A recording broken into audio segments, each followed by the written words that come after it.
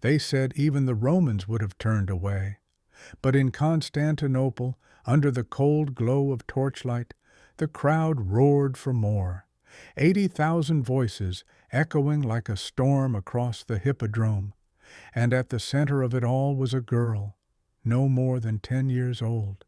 Her name was Theodora, and long before she would become empress, long before her voice would command armies and dictate laws, she was nothing more than a spectacle, a child tossed into the cruelest kind of theater.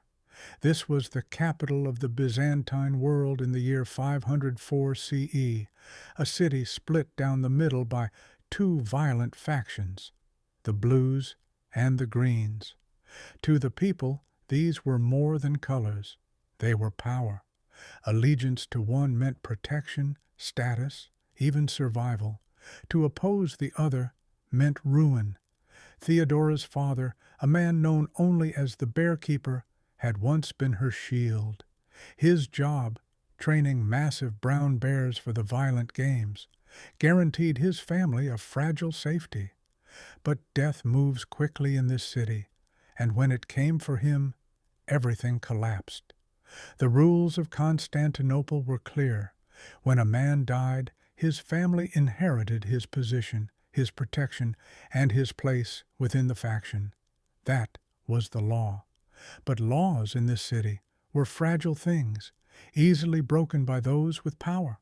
One bribe, one corrupt official, and just like that, her father's post was given away.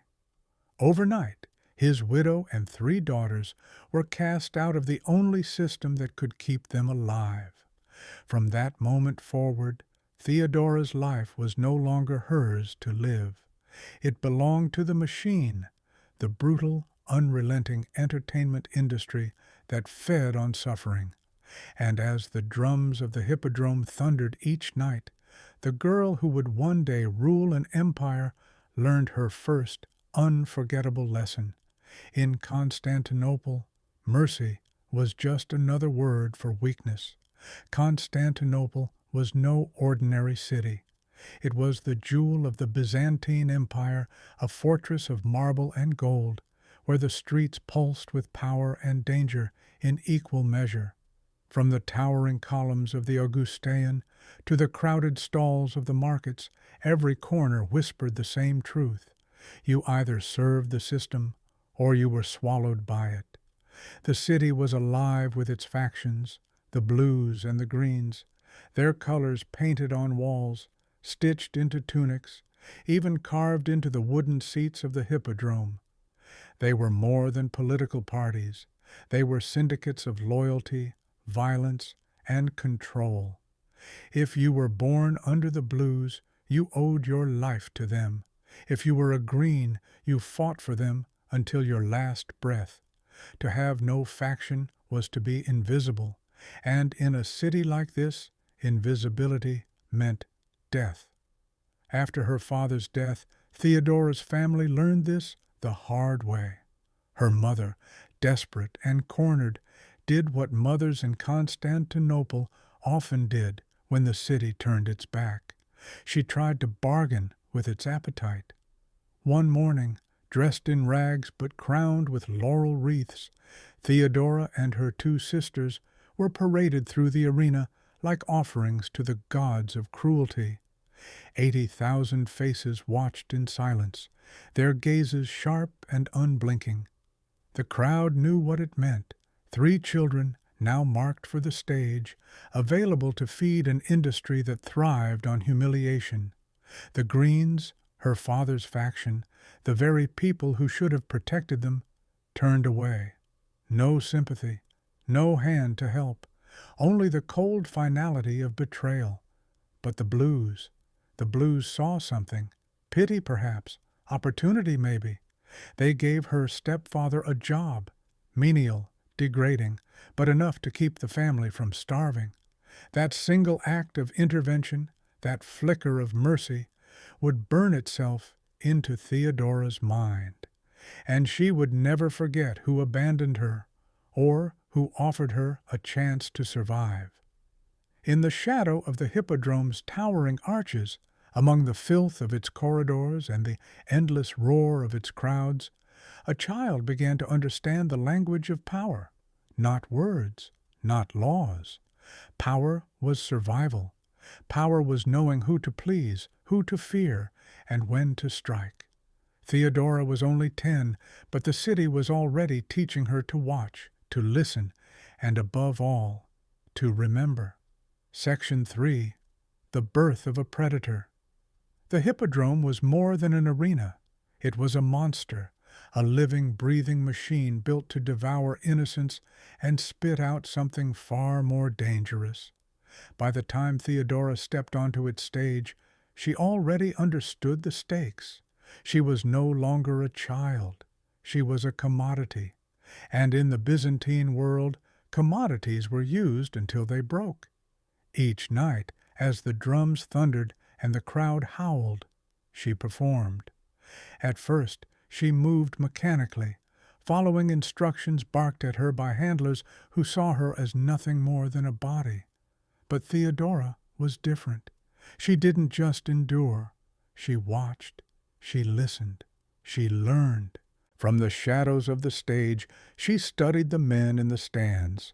Senators, merchants, foreign dignitaries, men who ruled the empire with their words by day and surrendered their power at night. She saw the way they leaned forward, eyes glassy, when the spectacle began. She memorized their reactions, their weaknesses, their desires. It was during those years that she discovered her most dangerous lesson. Power wasn't in the performance itself. It was in the control it gave her. By the age of 12, she was no longer just another performer. She had mastered the art of presence, the way to make a glance feel like a promise, a pause feel like punishment. Men paid to see her, to be near her, to feel a connection that was never truly there. And while they believed they owned her, Theodora was quietly cataloging every detail, who they were, what they wanted, and how much they were willing to lose to have it. 6 years passed in the suffocating world of the Hippodrome, 6 years of degradation, observation, and calculation. And with each passing night, the frightened child became something sharper, harder. By 16, Theodora was the most sought-after performer in the city, not just for her beauty, but for her intelligence. The same men who once tossed coins at her from the stands now sought her out in private, whispering secrets they would never share in the light of day. They thought they were in control. They had no idea they were training the very woman who would one day rule them all. By 16, Theodora had mastered the stage, but survival in Constantinople demanded more than mastery. It demanded escape. That chance came in the form of a man named Hecebulus, the powerful governor of Libya.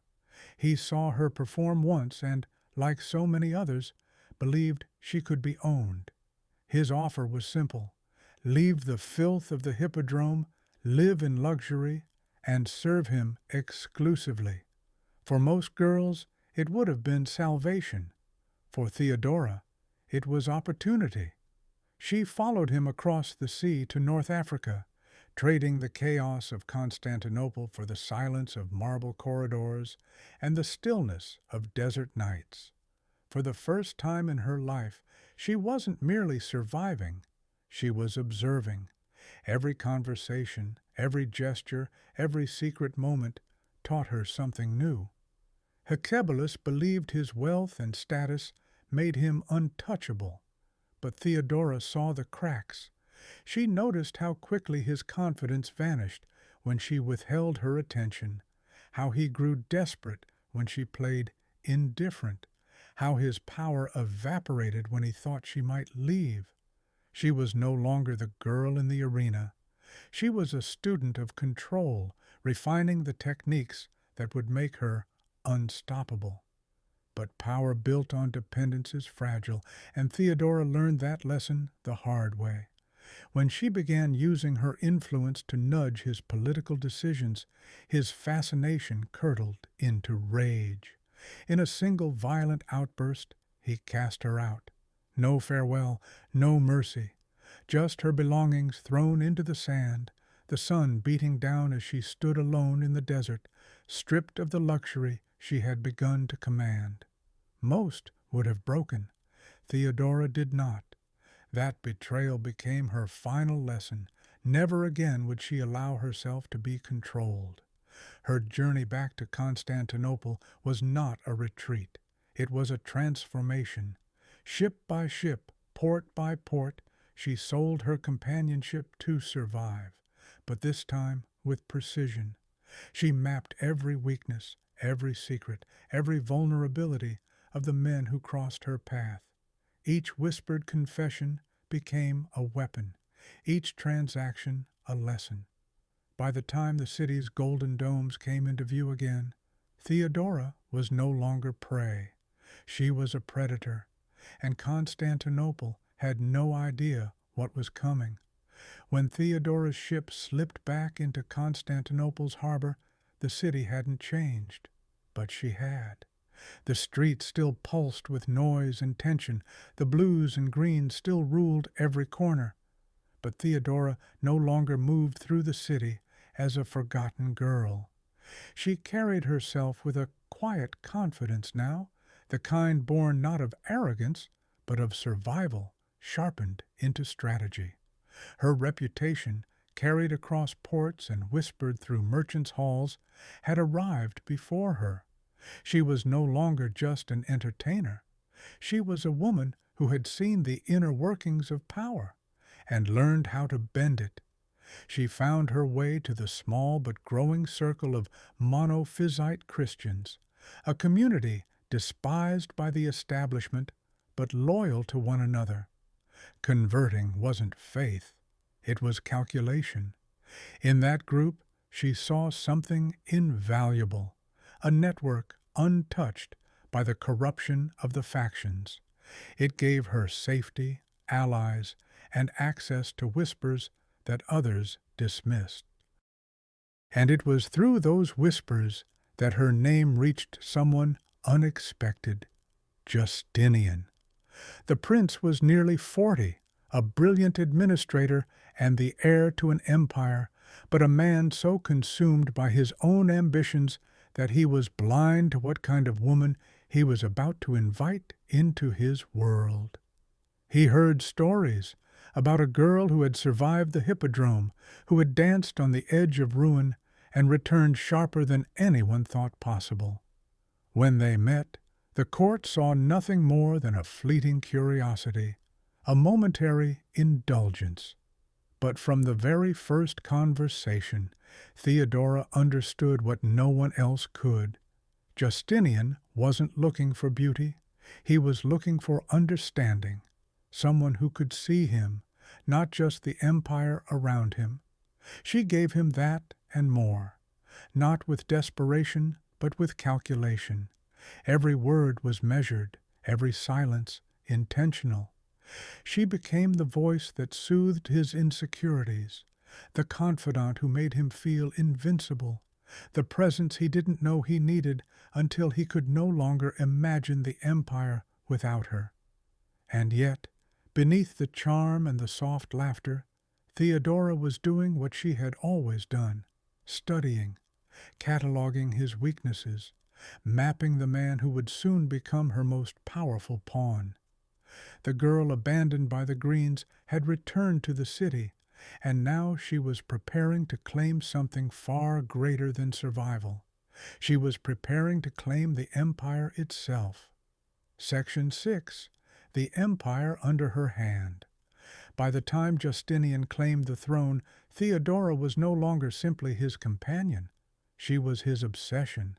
And in a court built on intrigue and whispers, that kind of obsession was dangerous. The marriage was scandalous. Senators scoffed, courtiers whispered, and the old guard sneered at the audacity of a former performer wearing imperial purple. Byzantine law had forbidden such a union, but laws, as Theodora already knew, were fragile things. With Justinian's power and her precision, those laws bent until they broke. But it wasn't just the wedding that shook Constantinople. It was what followed. Almost immediately, she began to shape the empire in her image. She didn't need titles or armies. Her influence flowed through the quiet spaces where decisions were truly made.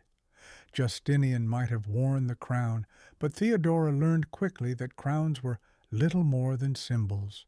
Control lived in whispers, in secrets, in the soft pressure of a hand, on the shoulder of a man convinced he was making his own choices. She built a network that stretched from the palace halls to the city's darkest corners. Merchants, spies, attendants, even priests. Everyone owed her something.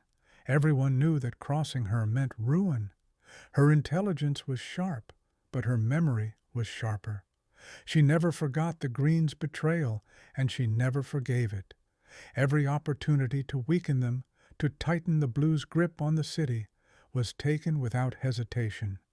Then came the revolt. January 532. The city exploded. The Blues and the Greens, bitter rivals for generations, suddenly found themselves united under a single banner of rage. They called it the Nika Revolt. Conquer. And the streets of Constantinople turned to chaos. Flames devoured buildings. The Senate House burned to the ground.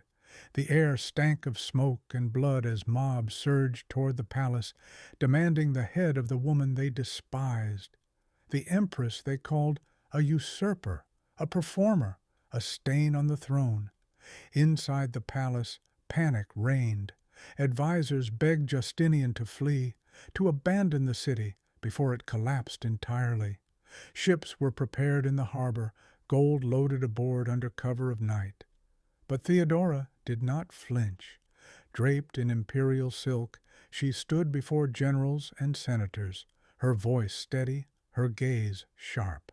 And in that moment, the frightened girl from the Hippodrome was gone. In her place stood a woman forged by humiliation, sharpened by survival, and tempered by an empire that had once tried to break her.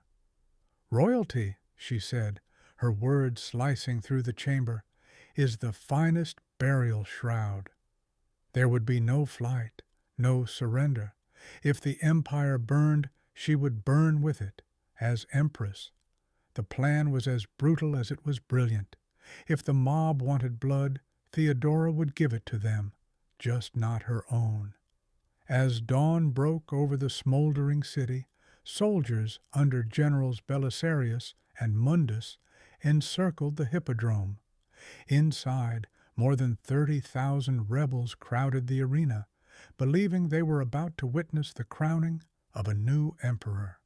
Their chants of victory rattled the marble walls, their anger thick in the air. What they didn't know was that the exits had already been sealed. The signal came without fanfare, a quiet gesture, a single command. Then the gates slammed shut. What followed was slaughter. Imperial troops stormed the stands, their swords flashing in the dim morning light. The cheers turned to screams, the roar of defiance collapsing into chaos as steel met flesh. Bodies fell in waves, the sand soaking red with the blood of those who had dared to rise against her. By the time the killing stopped, silence hung over the Hippodrome. 30,000 corpses lay sprawled where they had stood moments before, their rebellion extinguished in a single, merciless stroke. To the city, it was horror. To Theodora, it was justice. The same arena where she had once been humiliated, degraded, and stripped of her humanity had become the stage of her ultimate vengeance.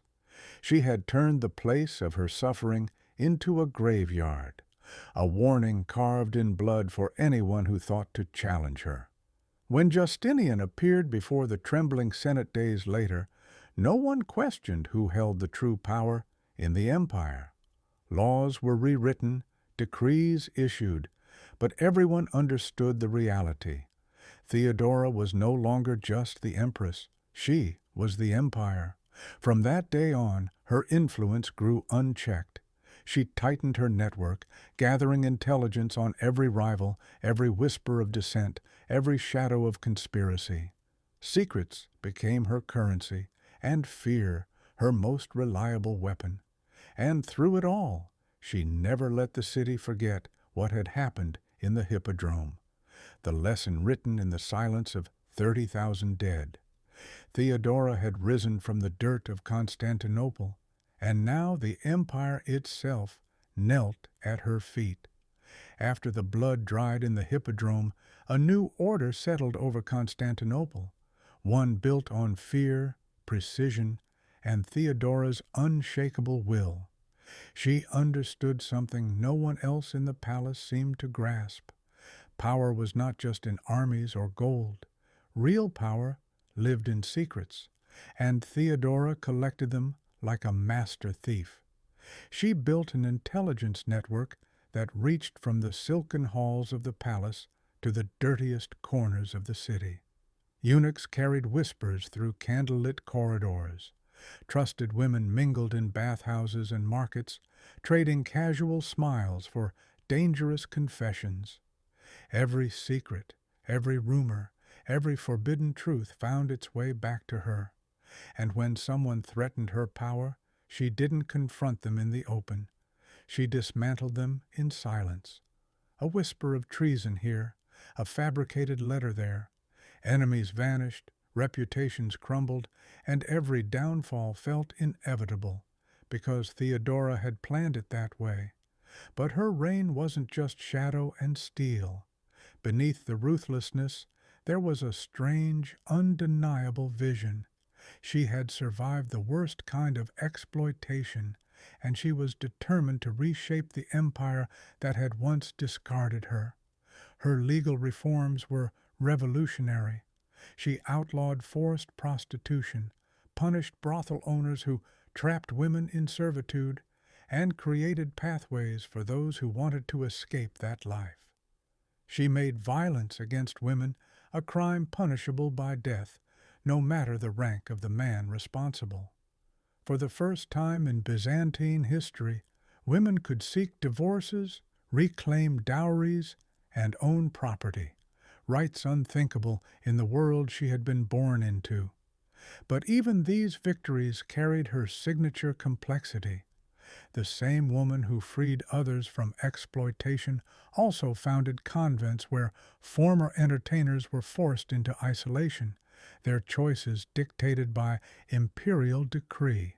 Mercy and control, intertwined, impossible to separate. Her power extended beyond policy. Through carefully arranged marriages, she bound powerful families to her will, weaving a web that reached deep into the empire's future. Every alliance was calculated, every union, a quiet move in the game she played better than anyone else. When illness came for her in 548 CE, Theodora met it as she had met everything else, with silence and calculation. At 48, she died in the palace she had conquered, leaving an emperor so broken that he never remarried, and a city that would never forget her name.